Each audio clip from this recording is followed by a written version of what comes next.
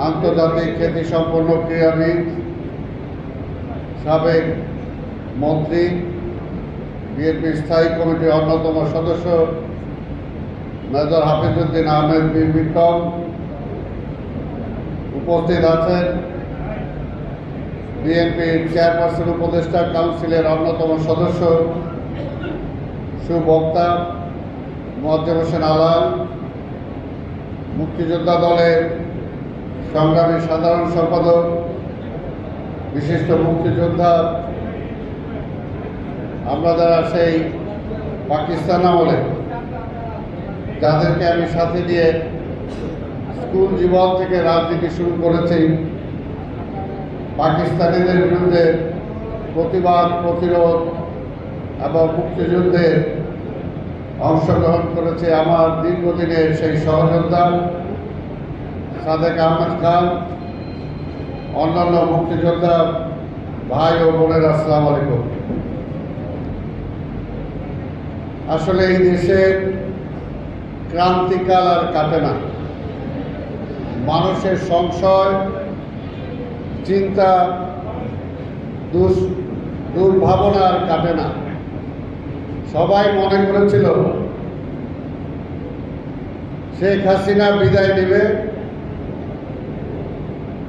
শেখ হাসিনার বিদায়ের মধ্য দিয়ে অন্তত চিন্তা ভাবনা, দুঃস্বপ্ন দূর হবে, গণতন্ত্র ফিরে আসবে, মানুষের মৌলিক অধিকার ফিরে আসবে এবং দীর্ঘদিন যাবৎ বিশেষ করে দুইটা প্রজন্ম যারা এখন পর্যন্ত ভোট দিতে পারে নাই, তারা সেই ভোটের অধিকার ফিরে পাবে। কিন্তু শেখ হাসিনার বিদায় হলেও এখন পর্যন্ত জাতির সামনে থেকে দুর্ভাবনা, দুঃস্বপ্ন কিন্তু কাটছে না। এই কয়েকদিন আগেও হঠাৎ করে জনগণের মধ্যে দুর্ভাবনা শুরু হলো, কি ঘটতে যাচ্ছে দেশে। দেশে কি আবার আরেকটা পরিবর্তন হচ্ছে? এই পরিবর্তনটা কার পক্ষে যাচ্ছে, কার বিপক্ষে যাচ্ছে? ইউনূস সাহেব কি থাকছে? আবার কারো বলে যে ইউনূস সাহেব কি 5 বছরের জন্য থাকতেছে? নির্বাচন কি হবে নাকি নির্বাচন হবে না? এমনি একটা দোলাচলের মধ্যে সমগ্র জাতিকে রেখেছে। এটার কোনো মানে হয় না। আমরা আশা করেছিলাম ফ্যাসিস্ট শেখ হাসিনা বিদায় নেবে।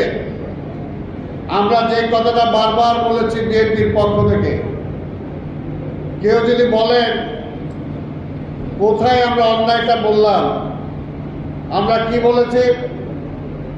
যে এই সরকারকে আমরাই এনেছি। আমরা কি বলেছি?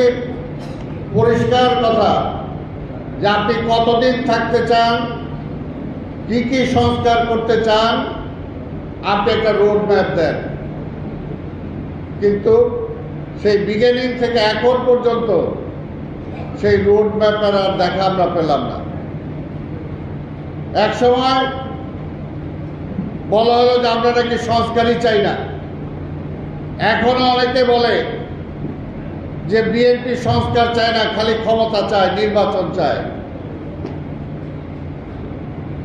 কিন্তু এগুলো বলে সবসময় শেখ হাসিনাও এরকম চেষ্টা করেছিল যে বিএনপি একটা সন্ত্রাসী দল, ওরা খালি সন্ত্রাস করতে চায়, ওরা খালি নির্বাচনের নামে অন্য কিছু চায়, দেশের উন্নয়ন চায় না।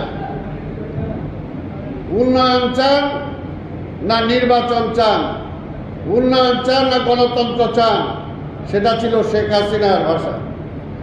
এখনো নতুন করে বলা হচ্ছে সংস্কার চান না নির্বাচন চান, অথচ কোনোটার প্রতিপক্ষ না। আজকে যে 3টা দাবির কথা আজকে এই সরকার বা এই সরকারের অনুগত যারা, তারা বলছে এই 3টা ছাড়া তারা নাকি কিছু বুঝে না। কি 3টা? একটা হলো সংস্কার, আরেকটা হলো শেখ হাসিনা সহ পরাজিত ফ্যাসিবাদের বিচার, আর একটা হলো নির্বাচন। আরে ভাই, তিনটা দাবি তো আমাদেরই দাবি, এই তিনটা তো আমাদেরই দাবি। সংস্কারের কথা আপনি আসার আগে বা আপনাকে আমরা আনার আগে থেকেই বলতেছি, বিএনপি আন্দোলনকারী দলগুলোর পক্ষ থেকে যে 31 দফা দেওয়া হয়েছে সেটা আপনি আসার আগে থেকেই দেওয়া হয়েছে। আমাদের নেতা তারেক রহমান পরিষ্কার বলেছেন, রাষ্ট্র ব্যবস্থা সম্পূর্ণভাবে ভেঙে পড়েছে, এই ব্যবস্থা দিয়ে আর এই দেশকে সামনের দিকে এগিয়ে নিয়ে যাওয়া যাবে না।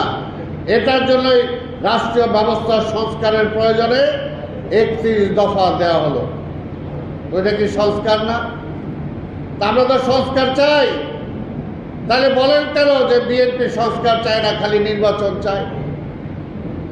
আর একটি দাবি হলো শেখ হাসিনা সহ সবার বিচার। আরে ভাই, এটা তো 1 নম্বর দাবি আমাদের।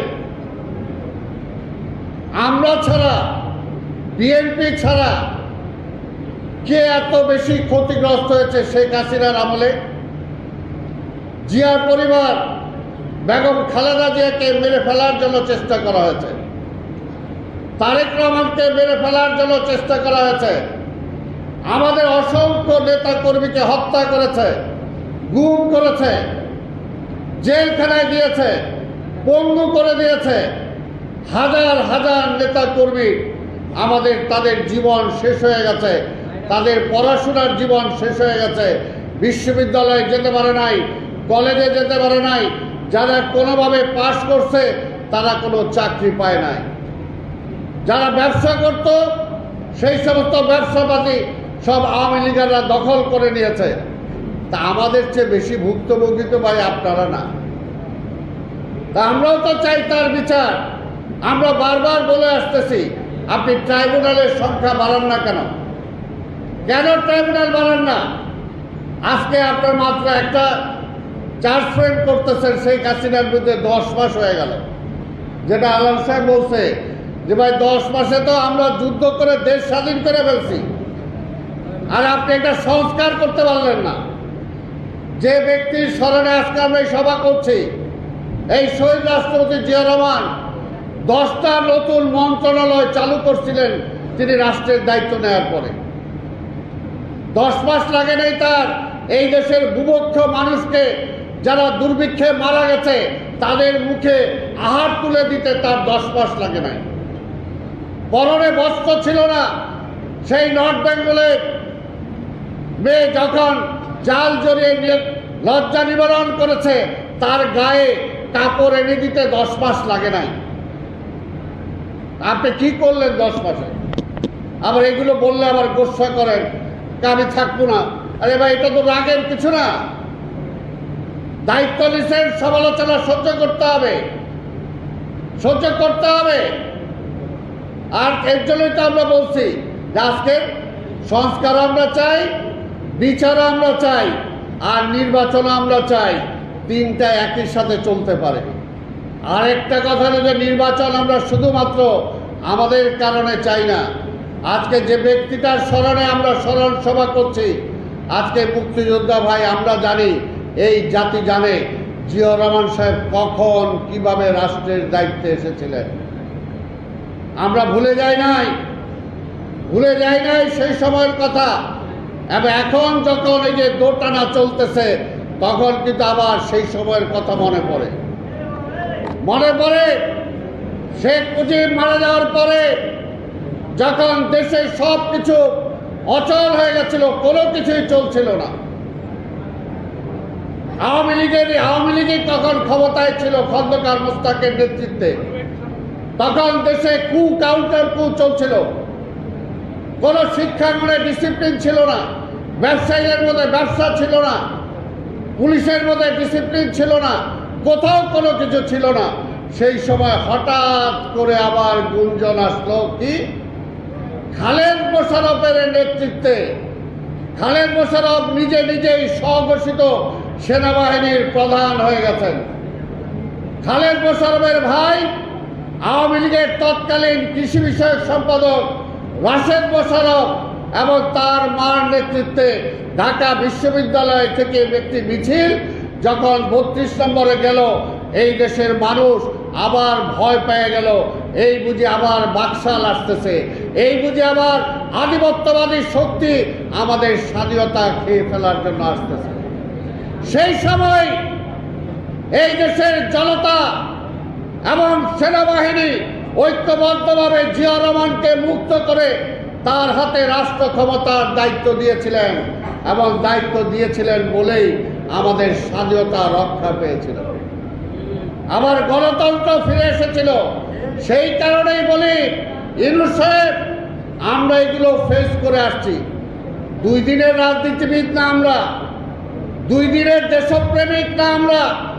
এই যে মুক্তিযোদ্ধারা আছেন, সারা দেশে যারা মুক্তিযোদ্ধা আছেন, তাদের চেয়ে বড় দেশপ্রেমিক আপনি বা আপনার উপদেষ্টারা হয়ে যায়।